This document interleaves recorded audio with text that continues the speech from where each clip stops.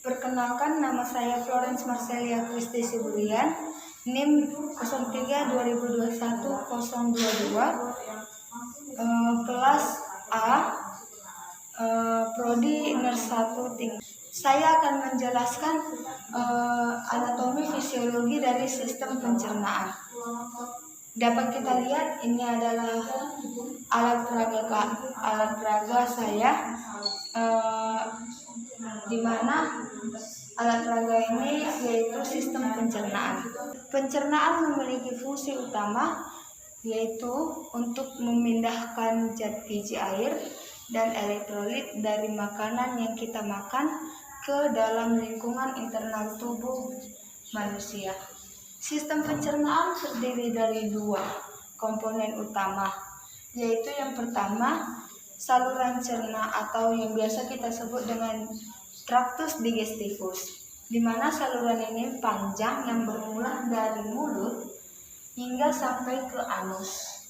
Kemudian yang kedua yaitu organ pencernaan tambahan, di mana terdiri dari pankreas, hati, dan kandung empedu.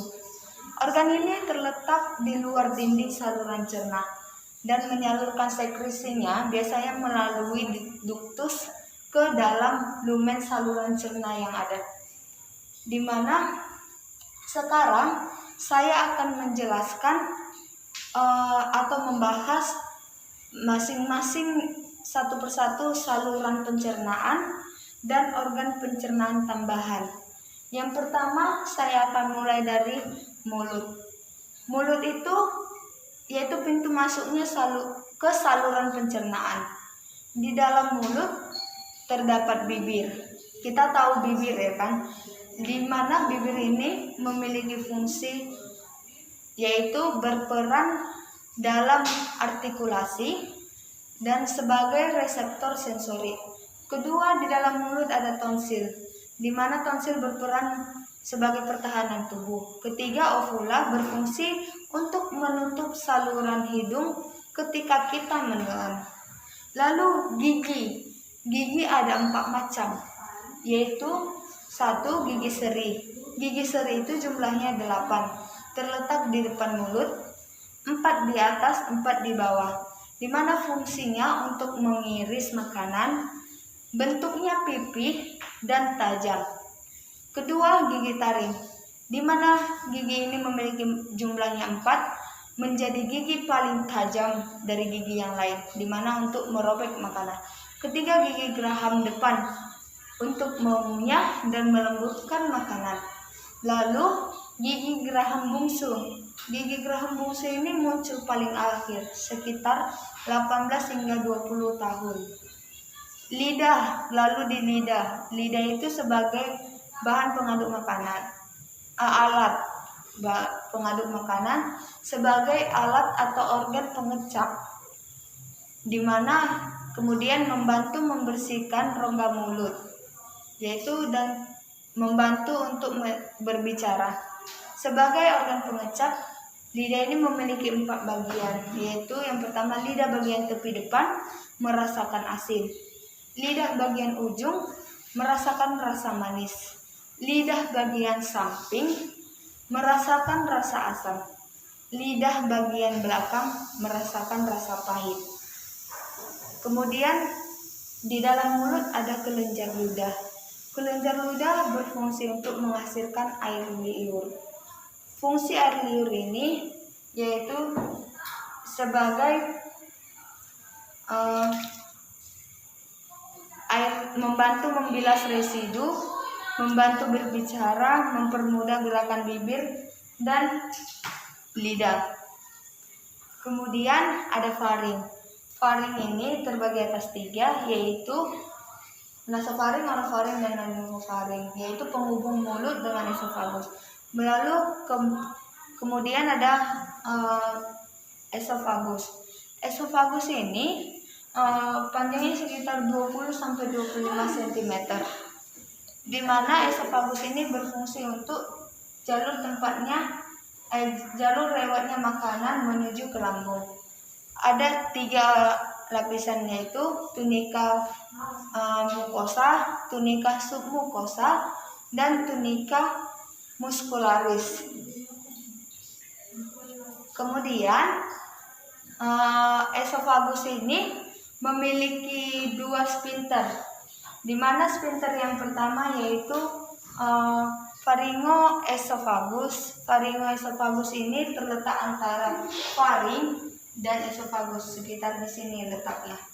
Nah, di sini, di mana fungsinya itu untuk menjaga pintu masuk esofagus tetap tertutup untuk mencegah masuknya sejumlah besar udara ke esofagus dan lambung pada saat bernafas. Kedua, yaitu sphincternya, yaitu namanya gastroesophagus, terletak antara lambung dengan esofagus. Fungsinya yaitu untuk mencegah refluksnya isi lambung ini kembali lagi ke esofagus gitu. Kemudian apabila sphincter pharyngoesophagus ini bermasalah atau tidak tertutup, maka saluran pencernaan itu akan menerima banyak udara sehingga menyebabkan sendawa yang berlebihan. Nah, jika kita sendawa yang berlebihan itu dikarenakan sphincter pharyngoesophagus-nya bisa jadi tidak tertutup dengan baik. Kedua, pharyngogastroesophagus, di mana bila tidak tertutup dengan baik menyebabkan cairan lambung akan kembali lagi ke esofagus. Lalu yang keempat, ada organ yang namanya lambung. Setelah dari esofagus, lambung. Lambung ini adalah rongga seperti kantong berbentuk huruf J yang terletak di antara esofagus dengan usus halus. Lambung terdiri dari 3 bagian. Yang pertama yaitu fundus. Nah, di sini letaknya fundus. Fundus ini terletak di atas lubang esofagus. Kedua, korpus, yaitu bagian tengah atau bagian paling utama. Kemudian antrum. Antrum ini sebagai bagian paling bawah lambung yang memiliki otot yang lebih tebal. Lambung memiliki fungsi. Fungsi daripada lambung ini kita ketahui yaitu mengolah makanan. Fungsi lambung. Nah, adapun fungsi lambung.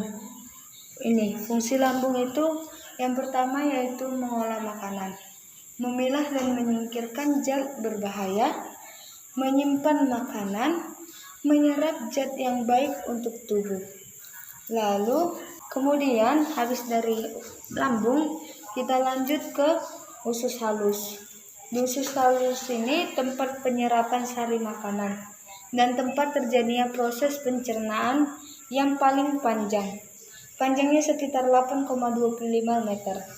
Di mana usus halus ini terbagi menjadi 3, yaitu duodenum atau usus 12 jari, di mana tempat pemecahan lemak dan karbohidrat.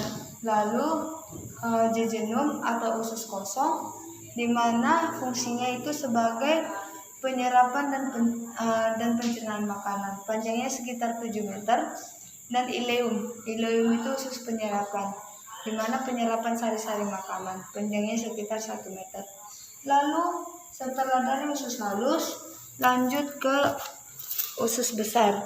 Usus besar terdiri atas sekum, usus buntu, kolon, dan rektum. Fungsi dari usus besar ini yaitu menyerap cairan dan vitamin, memproduksi antibodi, mencegah infeksi, membentuk tinja. Lalu setelah itu kita ke rektum dan anus. Rektum dan anus ini sebagai tempat penyimpanan sementara dan juga jalan pembuangan sisa makanan dan gas berbau. Dan adapun organ tambahan pencernaan yaitu dapat kita lihat ati. Ati ini kalau yang benaran sekitar 2 kg, warnanya kemerahan kan. Memiliki 4 lobus di hati ini, yaitu lobus kanan, lobus kiri, lobus kuadrat, dan lobus berekor.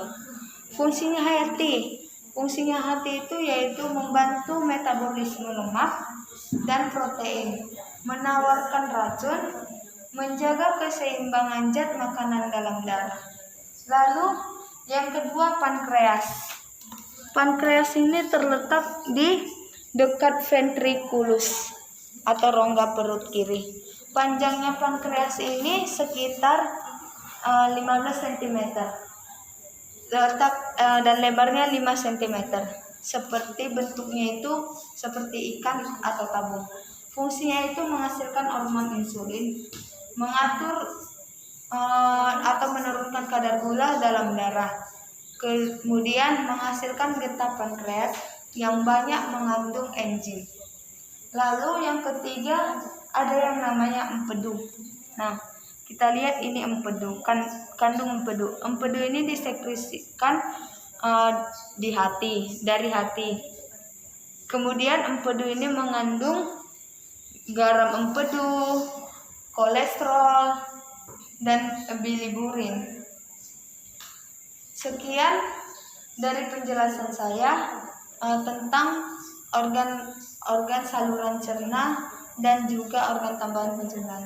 Saya akan melanjutkannya, yaitu mekanisme sistem pencernaan. Mekanisme sistem pencernaan.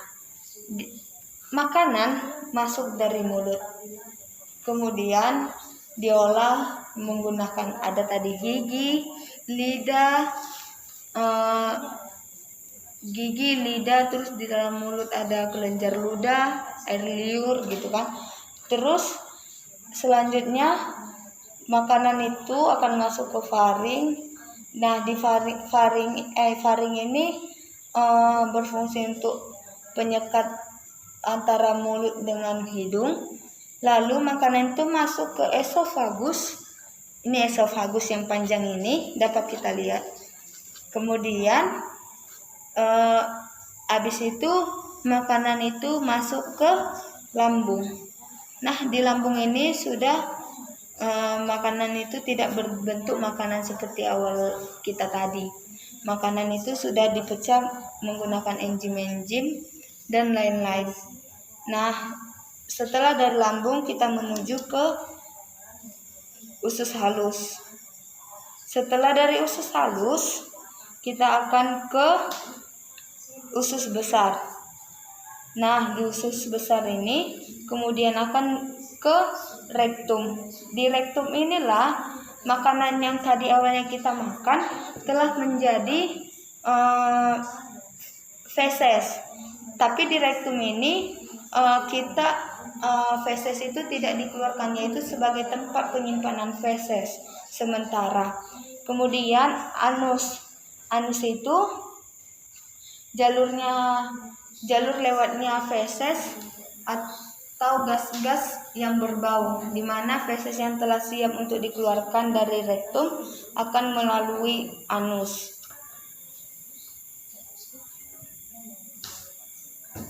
Dan juga ada organ tambahan yang tadi, yaitu hati, pankreas, dan juga kandung empedu. Sekian penjelasan dari saya. Jika ada yang salah dan kata-kata salah, saya mohon maaf. Terima kasih.